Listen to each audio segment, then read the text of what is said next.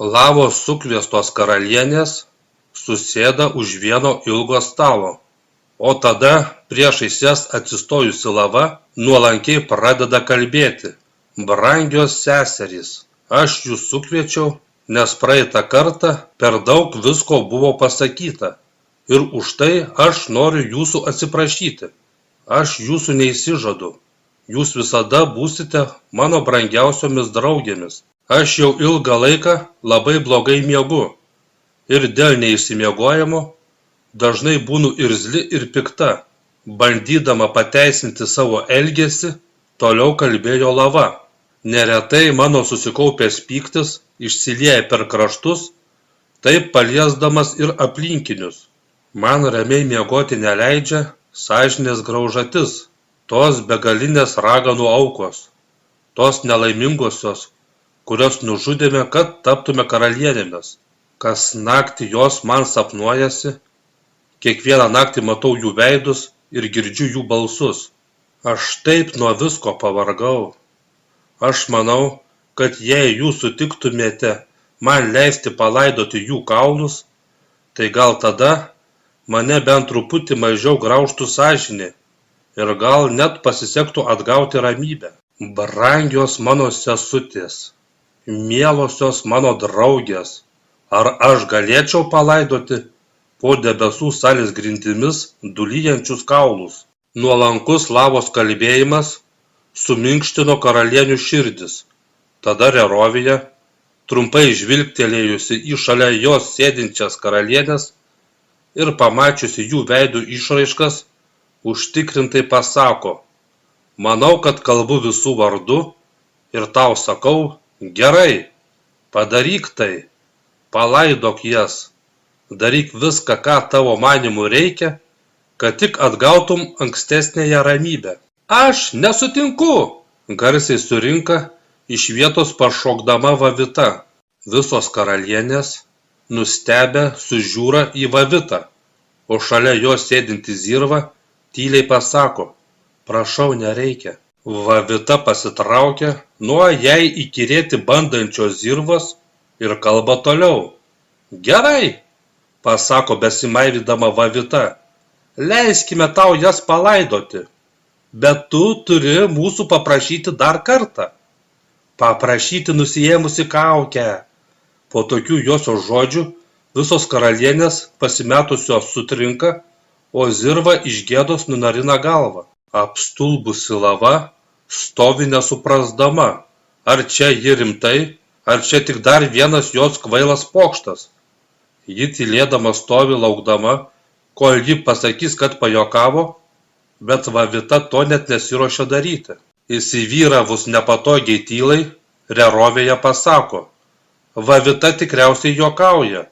Ji juk šito rimtai niekada nepaprašytų. Ne, aš nejuokauju, užsispyrusiai surinka Vavita. Ir nereikia už mane kalbėti. Aš esu lygiai tokia pati karalienė kaip ir jūs. Ir mano žodis lygiai toks pat svarbus kaip ir jūsų. Ir aš sakau, jei nori palaidoti kaulus, nusiimk kaukę.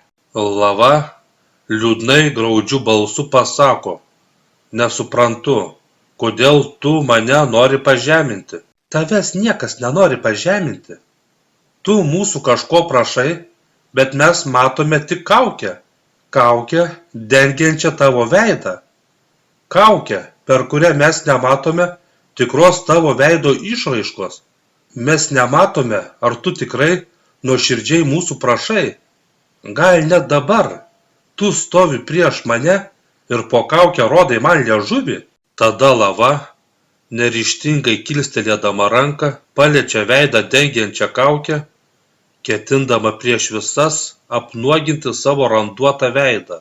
Ta pačią akimirką prie savęs patenkintos Vavitos nepastebimai priėjusi Zirva stipriai lyg koks laukinis žvėris ją sugriebė ir gerai mostelėdama švysteli ją ant stalo.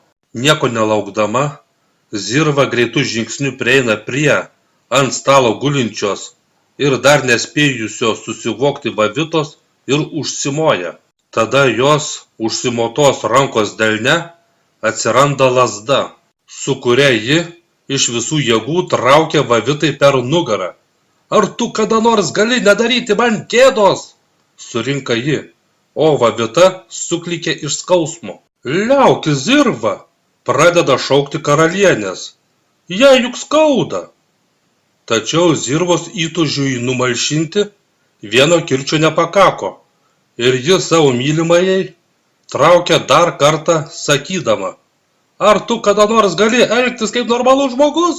Tada prieš visas pažeminta Vavita apsiverkė, o jos verksmą išgirdusi Zirva susivokė, kad šį kartą truputėlį persistengė. Ji prieina prie kūkčiojančios mylimosios ir ją apkabinusi pradeda atsiprašinėti. Nagi neverk, atleisk man mano brangutė, aš nežinau, kas man užėjo. Atsipisk, surinka Vavita, grubiai nustumdama mylimąją šalin. Zirva vėl eina link jos, ketindama dar kartą ją apkabinti. Tada Vavita, norėdama, kad ją paliktų ramybėje, tiesiai nuo stalo teleportuojasi kiton vieton, visas apakindama magiškąją šviesą ir ant stalo palikdama įanglėjusią dėmę. Uolėtojų tyrlaukių slėnyje esantis kaimas niekuom nesiskyrė nuo kitų kaimų. Na nebent, jis iš kitų skyrėsi tik tuom, kad buvo labai nuošalioje vietoje. Tada priešais kaimą nušvinta teleportacijos sukeltas blyksnis ir tai priverčia visus sunerimti. O blyksniui užgesus visi pamato pas juos atkeliavusius nepažįstamuosius. Tik pamatę raganą, visi kaimiečiai iš karto pasislepia namuose. Žvelgdama į per kelias akimirkas ištuštėjusi kaimą, Kasandra atsidusdama pasako, o tu sakei, kad jei pasirodysime apsirengę baltai, tai jie manęs mažiau bijos. Panašu, kad šitas kaimas toks pat kaip ir visi kiti. Ir jie taip pat visada bėgs slėptis, kai tik pamatys mane. Tada lengvai pasiduoti nenorintis Darijus pasako, nenusimink, aš tuoj su jais pasikalbėsiu ir gal man pasiseks pakeisti jų nuomonę. Tada į kaimą įžengęs Darijus garsiai pasako, sveiki šio kaimo gyventojai, prašau išeiti laukan ir paklausyti, ką jums nori pasakyti ragana Kasandra. Bet to neužteko ir žmonės vis tiek nesirodė. Nagi nebijokite, toliau įkalbinėdamas surinka jis. Prisiekiu, jums tikrai niekas negresia. Tačiau, kad ir kiek Darijus juos kvietė, niekas nesiryžo išeiti. Jūs elgiatės kaip maži vaikai, toliau kalbėjo Darijus. Jūs juk gerai žinote, kad jei ji norėtų jums pakenkti, tai jūsų šitie namai neapsaugotų.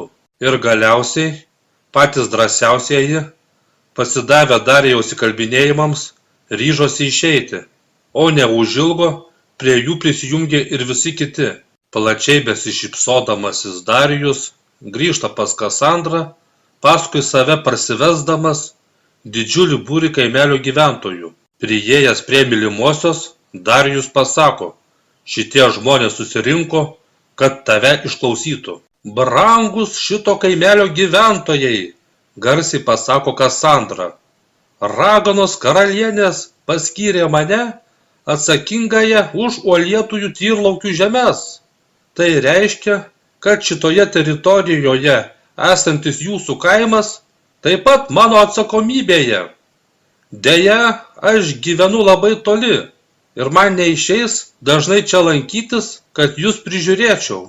Todėl aš jūsų prašau padėti man geriau atlikti savasias pareigas. Tada ji mosteli ranka ir šalia jos atsiranda didžiulis gongas. Jei jūs užpultų priešas, ar jūsų kaime įsišėltų ugnis, ar jei šuliniuose pradingtų vanduo, ar atsitiktų dar kažkas, su kuom negalėtumėte susitvarkyti, suduokite vieną kartą per šį stebuklingąjį gongą ir aš akimirksniu atvyksiu ir jums padėsiu. Tada Kasandra atsisveikina ir su Darijumi teleportuojasi namo. vis dar neatsigavusi iš po magiškų kankinimų, leisgyvė Nira guli požemių duobėje, o tada ji išgirsta labai gerai pažįstamų balsų tariamus žodžius: tu man žadėjai gyventi taip, kaip mes visada svajojome. Šita duobė tikrai ne tai, apie ką aš kada nors būčiau svajojusi. Kankinimų nualinta Nira neturi jėgų atsikelti. Ji tegali tik pasukti galvą ton pusėn, iš kur atsklido tie žodžiai. Tada ji pamato kameros kampe stovinčią savo seserį Leliją ir negalėdama patikėti tuom, ką mato, šiaip ne taip pralemena: sesute, čia tu? Savo seserį tu palaidojai Šaltojo kalno viršūnėje. Negi pamiršai? Atsako kaip Lelija atrodanti asmenybė. Tai tada kas tu? Paklausė Nira. Nežinau, tikriausiai aš, tavo vaizduotės vaisius. Kankinimų meistras gerai tave apdorojo. Būtų keista, jei viskas būtų praėję be pasiekmių, pasako ji, demonstratyviai sau į smilkinį pabaksnodama pirštu. Bet kaip tai įmanoma? Vos pralemendama paklausė Nira. Turbūt įmanoma, šaltai atrėžė Lelijos viziją. Prisimeni, kaip kažkada mūsų kaimynui Danvydui į galvą įspyrė arklys. Prisimeni, po to jis visą laiką kalbėdavosi su nesamais žmonėmis. Pameni, kaip mes tada, dar būdamos mažomis mergaitėmis, kartu su draugais, bėgdamos jam iš paskos dainuodavome: trenkta galvi Danvydai, su kom kalbi? Trenkta galvi Danvydai, apie ką su jais kalbi? Trenkta galvi Danvydai, paklausk jų, kur karališkieji lobiai paslėpti. Tai aš dabar kaip Danvydas? Bandydama susivokti, paklausė Nira. Ne, tau toli iki Danvydo. Jis niekada nebūtų išdavęs savo draugų. Ką? Kodėl taip sakai? Nustebusi paklausė Nira. Tu dar klausi? Tu ką, nepameni? Kaip puolant drakonui, tu pabėgai, palikdama mus. Ką, pamiršai?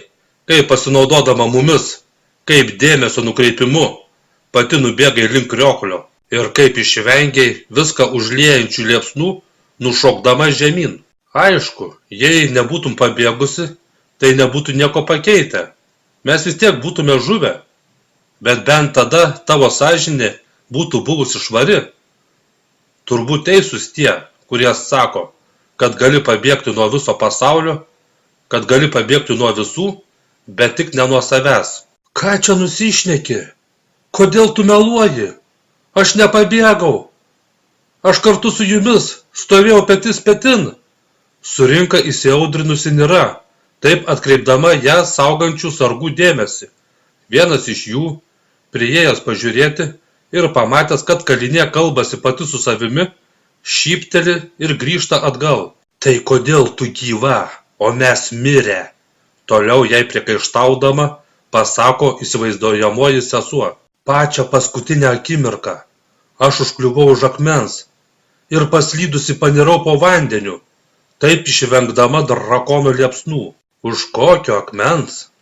Sraunios upės dugne tuščia, kaip ant ubago stalo.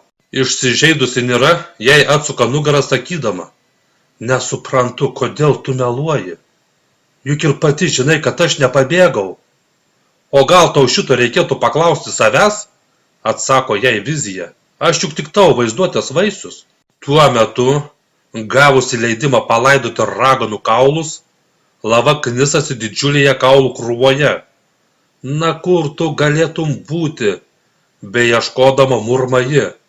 Tada atradusi ieškotąjį kaulelį, džiugiai pasako: štai kur tu, ir deda jį į krepšį prie kitų atrinktųjų kaulų.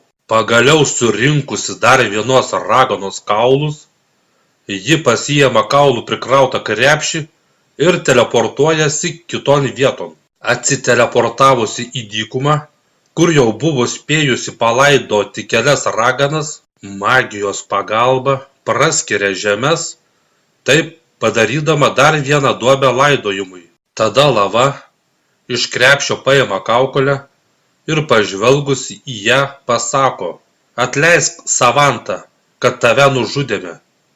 Ir kaukolę paguldo į duobę. Sudėjusi visus kaulus į duobę, ji pasako, kad jai labai gaila ir mostelėdama rankomis magijos pagalba užverčia duobę žemėmis. Užvertusi duobę, ji dar mosteli ranka ir virš kapo atsiranda akmeninis antkapis su jame iškaltu Savantos vardu. Tuo metu karalius jau ruošiasi eiti stebėti egzekuciją. Tada pas jį įbėga šaukdamas sūnus: tėve, aš noriu kartu su jumis eiti stebėti egzekuciją. Karalius pažvelgęs į sūnų paklausė: ką apie tai galvoja tavo mama? Ji man neleidžia. Ji sako, kad aš tam dar per mažas, sušunka mažasis princas. Princui iš paskos ateina karalienė, piktai sakydama: štai kur tu, kodėl nuo manęs pabėgai? Tada karalius pasako: sūnus nori kartu su tėvu stebėti egzekuciją. Jokių egzekucijų, griežtai pareiškė karalienė ir pažvelgusi į princą pasako: eisime į sodą, kur padėsime tavo seseriai skinti gėles. Skinti gėles? Šokiruotas rikteli princas. Bet čia mergaičių užsiėmimas.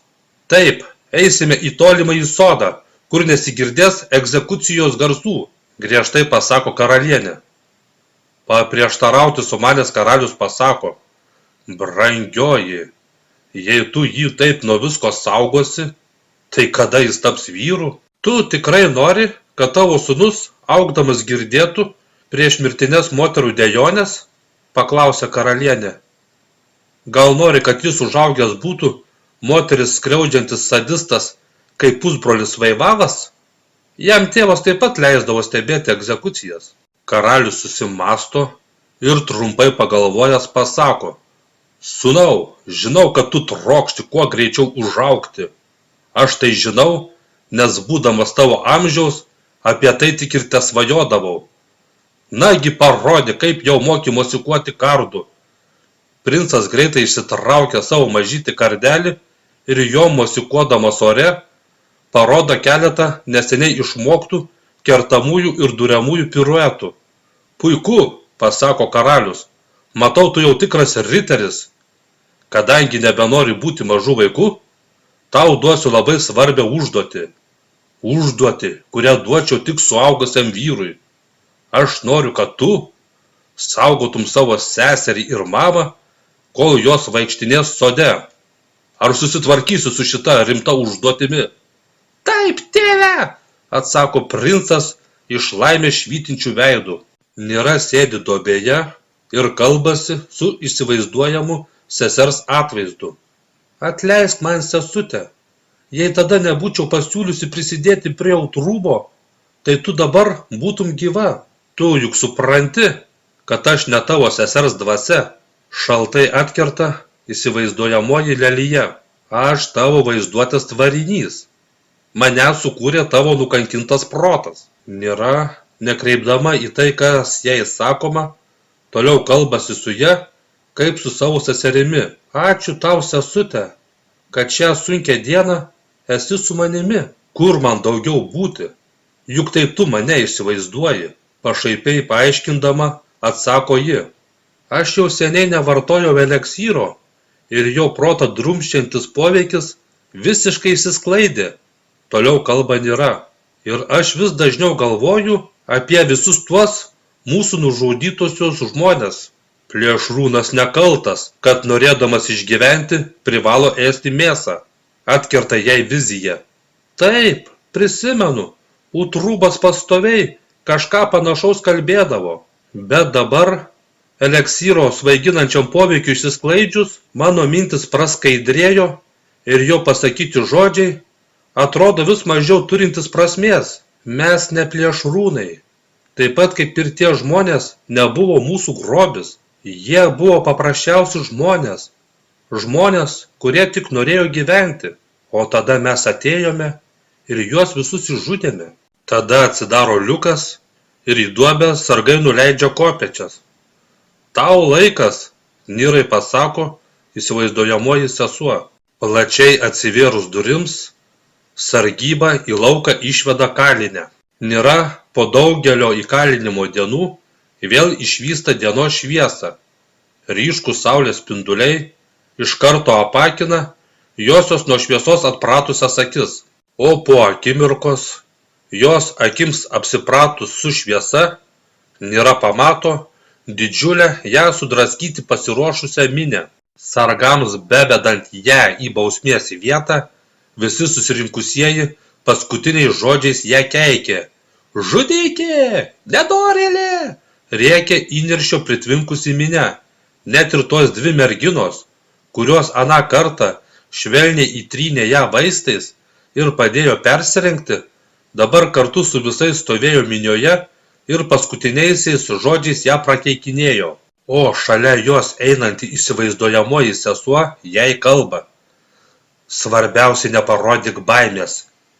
Nesuteik džiaugsmų šitiems susmirdusiems praščiokams. Kad ir kaip tau skaudės, nedrįsk verkti ar maldauti. Nepamiršk, kad mirštama tik vieną kartą, tai pasistenk mirti išdidžiai. O Nirai už nugaros einantis Rafaelis tyliai šnabždėdamas jai kalba. Tavo vietoj mėginčiau bėgti. Aišku, tau nieko neišeis, bet bent gautum greitą mirtį. Greita mirtis nuo mano kalavijo ašmenų daug geriau nei tai, kas tavęs laukia ant ašefoto. Nagi, vienas ryžtingas žingsnis į šoną ir viskas akimirksniu pasibaigs. Nagi ryškis pagaliau. Prarasdamas kantrybę, sumurma Rafaelis. Aš privalau atkeršyti už brolį.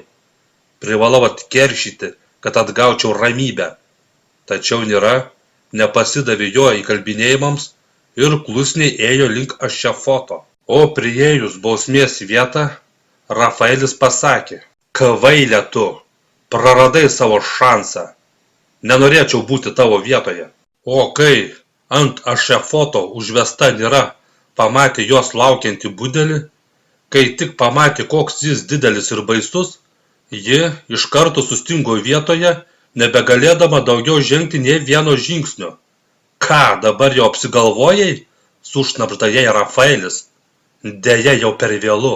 Ir tvirtai, lyg replėmis ją sugriebęs, nuveda link budelio, kuris iš karto ją pririša. Tada nešinas Niros prisipažinimo dokumentu ateina nuosprendžio skelbėjas. Jis išvyniavęs pergamento ritinį, miniai pradeda skaityti teisiamosios prisipažinimą. Kol pranešėjas skaitė ilgąjį Niros prisipažintųjų nuodėmių sąrašą, nuobodžiaujantis budelis, kurio laukia alinantis darbas, darė rankų raumenų atpalaidavimo pratimus. Tada jį tyliai pašaukė jo išgerti mėgstantis draugelis. Jodviduk, ar girdi? Ar išprotėjai? Tyliai rikteli supykęs budelis. Neskleisk mano vardo. Baigtu, pasako draugelis numodamas ranką. Juk tavo vardą ir taip visi žino. Tai kam aš tada tavo manimu nešioju šito gobtuvą? Irzliai paklausė budelis. Ką aš žinau? Gal kad nužudytųjų dvasios negalėtų tavęs surasti ir tau vaidentis? Klausyk, Jodviduk. Girdėjau, kad šiandieną tavernos šeimininkė atidarys naują statinę Brogos. Sakai, naują statinę? Godžiai pakartoja susidomėjęs budelis. Taip, čia ta viena iš geresniųjų. Pasistenk greičiau susitvarkyti ir galėsime eiti paragauti. Įtariu, kad greitai neišeis, pasako atsidusdamas budelis. Tu tik pasiklausyk, koks ilgas jos nuodėmių sąrašas. Su tokia didelė nuodėmių gausa, jai tik pasvajoti apie greitą mirtį. Galiausiai skelbėjas perskaitė visą Niros nuodėmių sąrašą ir užbaigęs pasakė. Jos padarytų nusikaltimo mastui neegzistuoja atitinkama bausmė. Gaila, kad ją nužudyti galima tik kartą. Užtat pasistengsime, kad ji kuo labiau atsiimtų. Ir todėl nuteistoji nubaudžiama mirties bausme, mirtinai ją nuplakant.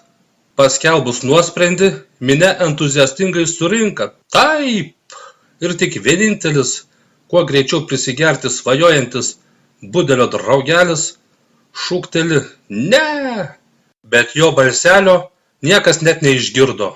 Tada iš rūmų balkono egzekuciją stebintis karalius duoda ženklą ir bausmės vykdymas prasideda. Budelis stipriai užsimoja rimbu ir iš visų jėgų kerta pasmerktąjį per nugarą. Iš po pačio pirmojo kirčio jį iš karto suklumpa ir lieka bejėgiškai kabėti ant ją laikančių virvių, o budelis, nesustodamas, ją čaižo toliau. Nuplak ją negyvai, rėkia įsiaudrinusi minia. Plak tą kalę, kol padėvės. Kol vieni ją prakeikinėjo, kiti, norėdami pasidaryti papildomą pramogą, darė statymus. Jie lažinosi iš to, kiek kirčių pasmerktoji galės ištverti.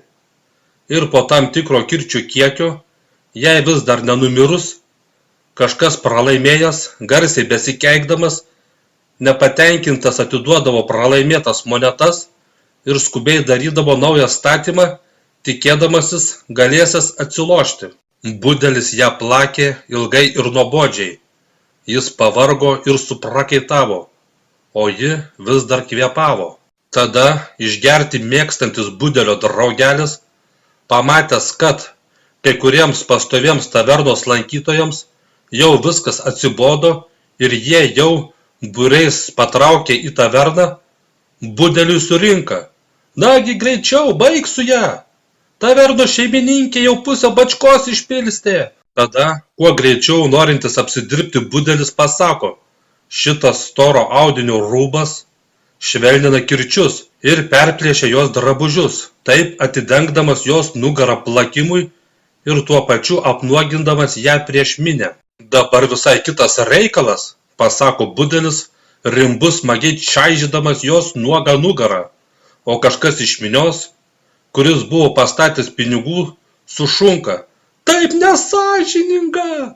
Budeliui vis ją plakant ir su kiekvienu jo kirčiu jai vis trūkčiojant, kažkas iš minios pašaipiai surinka. Žiūrėkite, kaip šokčioja jos papukai! Kažkas kitas iš minios jam priduria. Lygiai taip pat kaip mano pačiutės, kai ją prirėmius tvatinu.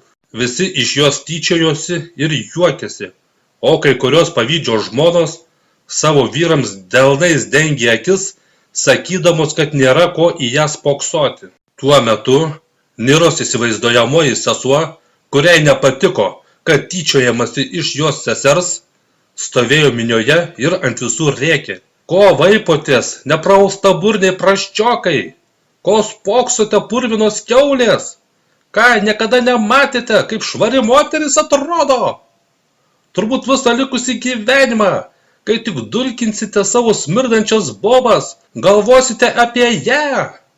Deja, jos niekas negirdėjo, nes ji egzistavo tik Niros pasąmonėje. Negailestingai budelio čaižoma Nira jau visai prie mirties, o jos daugybė žaizdų nuklota nugara vis labiau tampa panašesnė į vieną didelę žaizdą. Tada ji iš paskutiniųjų pakelia galvą, kad paskutinį kartą pažvelgtų į minioje stovinčią įsivaizduojamąją seserį. Jau greitai, sesute, jau visai nebeilgai tau manęs liko laukti.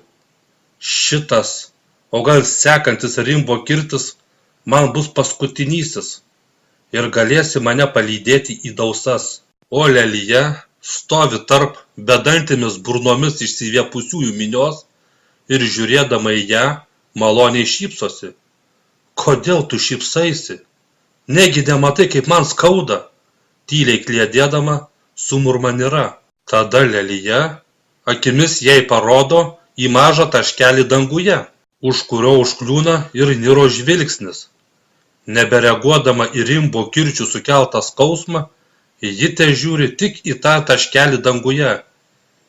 Ji netitraukdama nuo jo akių, į jį žiūri taip, lyg nujaustų, kad tas taškelis kažką galėtų nulemti. Tas taškelis vis artėjo ir po truputį vis darėsi didesnis, kol buvo galima įžiūrėti jo formą. Negali būti, tyliai sušnabžda Nira. Negi tai tikrai jis. Taip, tai buvo tas pats trigalvis drakonas, kuriam Nira buvo nukirtusi vieną galvą. Tas pats monstras, kurį ji paskutinį kartą matė palaidotą po akmenimis. Pasirodo, tada jis nepadvėsė. Pasirodo, jam kažkaip pasisekė išsikapstyti ir ją susekti. Ir dabar jis keršto genamas atskrenda žudyti. Dėl nukirstos galvos įsimetusi infekcija jau buvo išplitusi ir apėmusi pusę jo kūno. Dėl to jis sunkiai valdė vieną sparną ir skrido labai pasviręs. Vidurinė drakono galva taip pat jau buvo paliesta infekcijos ir vos begalėjo išsilaikyti pakeltą. Dėl silpnumo viduriniosios galvos akys buvo primerktos, liežuvis iškritęs, o iš nasrų nevaldomai tyso seilės. Tik trečioji galva, kuri buvo toliausiai nuo infekcijos šaltinio ir vis dar nebuvo jos paliesta, vis dar laikėsi ir ryžtingai žiūrėdama į priekį, paskui save tempė visą kūną. Įniršio pritvinkęs drakonas vis artėja ir artėja. Jis jau mato miesto aikštėje susirinkusius žmonės. Ir nors infekcijos pažeistos jo akys prastai mato, jis nujaučia, kad ten apačioje tarp tų žmonių yra ta, kuri nukirto jam galvą. Ir kadangi jis jos tarp jų visų negalės surasti, todėl jis atkeršys jiems visiems. Sargybiniuose bokštuose budėję sargai, kurie turėję saugoti miesto ramybę, kaip ir visi kiti stebėjo egzekuciją ir todėl laiku nepastebėjo nenumaldomai artėjančio drakono. Ir nors Nira viską prisipažino ir visi sužinojo, kad dėl sudegintų kaimų drakonas nieko dėtas, jos atneštoji drakono galva, lyg trofėjus, vis tiek buvo pamauta ant vėliavos stiebo. Ir tai pamatęs drakonas dar labiau įniršo. Ir netgi vidurinioji drakono galva, kuri dėl infekcijos pastoviai buvo apsnūdusi, prasiblaivo ir susijėmusi pasiruošė kovai. O tada, praskrisdamas virš minios drakonas iškvėpė ugnimi ir visi paskęsta liepsnuose. Savo paties liepsnų apakintas drakonas nepastebėjo, kad ta, kurios ieško, yra pačiame aikštės viduryje. Jis jos nepastebėjo, nes jis surišta ramiai stovėjo, bet užtat jis gerai matė tuos, kurie bandė nuo jo pabėgti, ir juos visus be gailesčio degino liepsnuose. Degino visus, kuriuos tik pamatydavo, tikėdamasis, kad tarp jų paklius ir ta, kuri jį sužeisdama pasmerkė mirčiai. Tuo metu saugiai rūmų balkone sėdėjęs ir bejėgiškai stebėjęs, kaip įniršęs drakonas degina jo žmonės, karalius pats pasijuto nebe toks saugus, kai pamatė į jį patį parskrendantį drakoną. Supratęs, kad gal jau geriau būtų sprukti, jis pašoka ir pačią paskutinę akimirką pabėgdamas išvengė jam skirtų drakono liepsnų. Tuo metu, kol visi miestiečiai panikuodami bėgo slėptis, sargybiniai susiorganizavo ir bent kaip bandė pasipriešinti miestą užpuolusiam drakonui. Ir nors miesto sargybiniai iš paskutiniųjų bandė nukauti drakoną, jiems prieš greitai skraidantį storaodį galingą žvėrį nebuvo jokių šansų. O tuo metu visų pamiršta leisgyvė Nira laukė savo bausmės vietoje. Tada nuo vieno šalia gulėjusio degančio lavono liepsnos persimeta į pačią tribūną. Liepsnos sparčiai kilo, perdžiavusiomis lentomis aukštyn ir apglėbdamos vis didesnį plotą, nenumaldomai artėjo link Niros. Ruošiesi čia džiūti visą dieną? Netikėtai atsiradusi sesers vizija paklausė Niros. Tikriausiai lauki, kol jie sugrįš atgal pas tave? Dabar pats tinkamiausias laikas sprukti. Bet ką aš galiu padaryti? Pažiūrėk į mane, aš juk surišta. O tada besiplečiančios liepsnos pradeda kilti stulpu aukštyn link vienos iš ją laikiusiųjų virvių.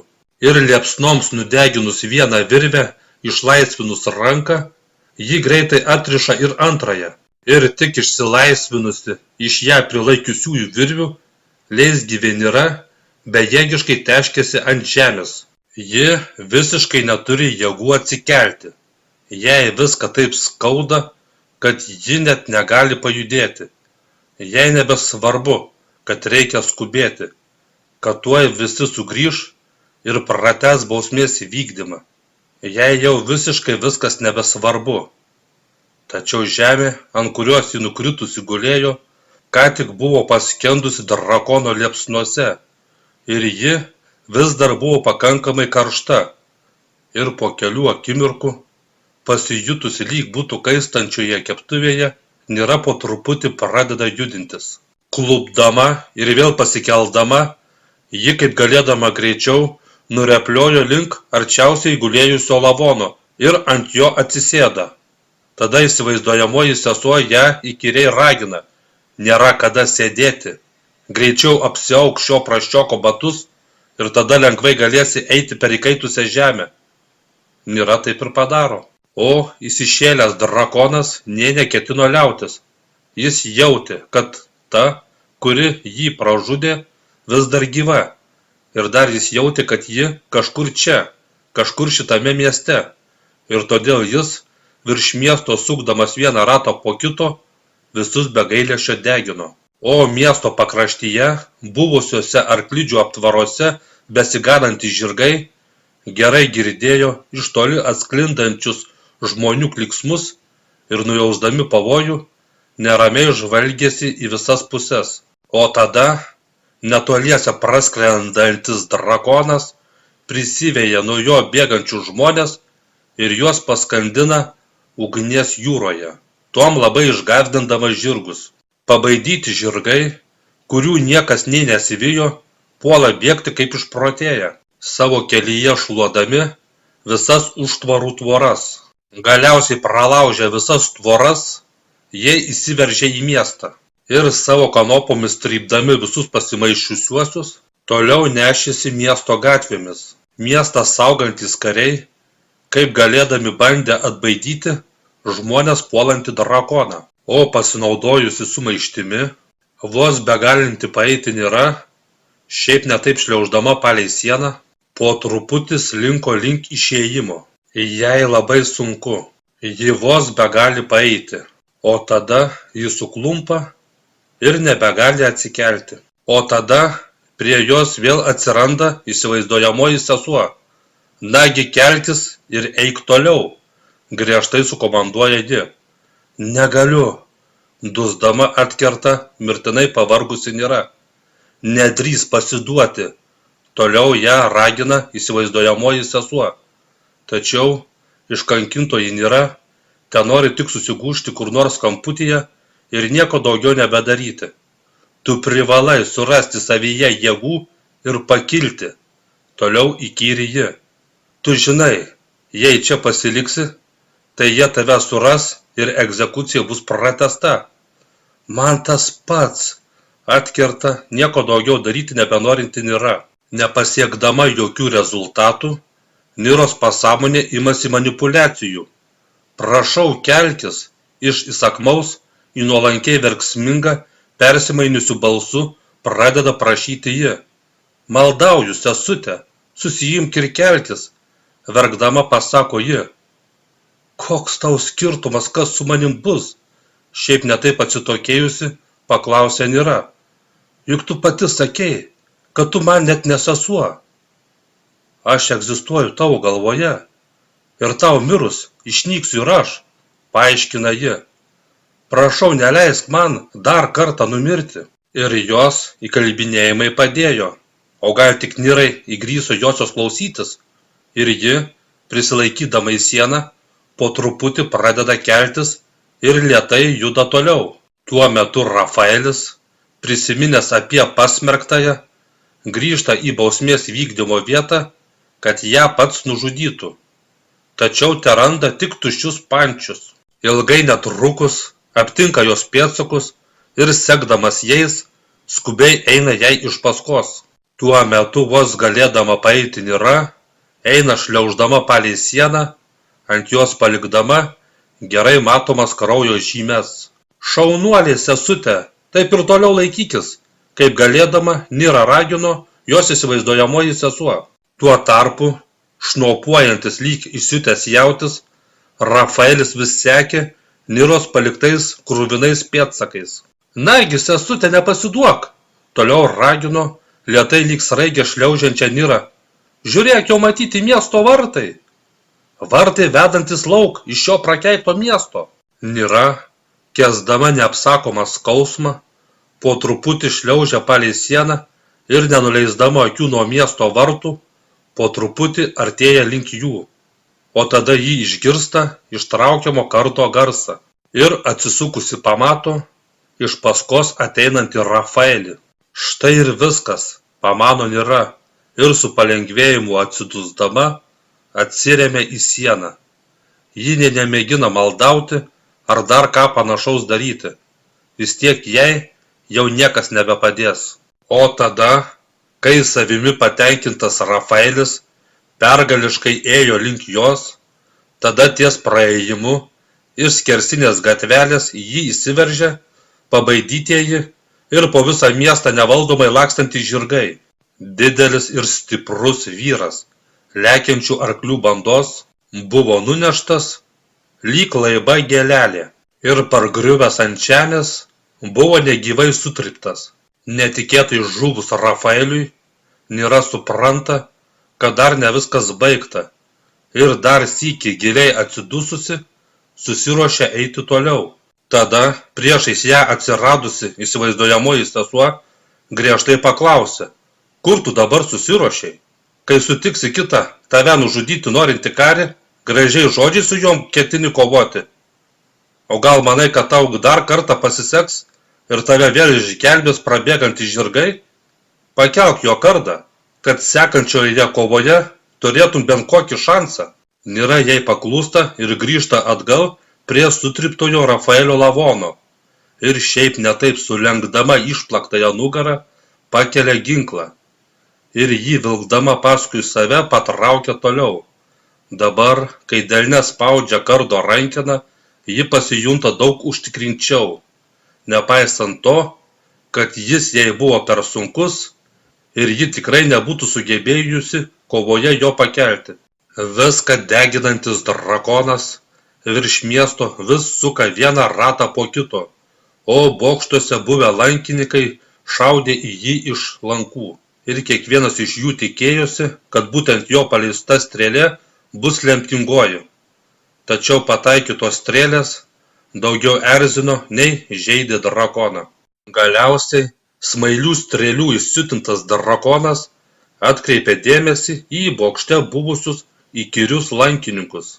Besikaupdamas iškvėpti galingą liepsną, drakonas pakimba ore, o lankininkai vietoj to, kad spruktų slėptis, džiaugdamiesi nejudančių taikinių, toliau šaudė į jį. Galiausiai susikaupęs drakonas iškvėpė liepsną.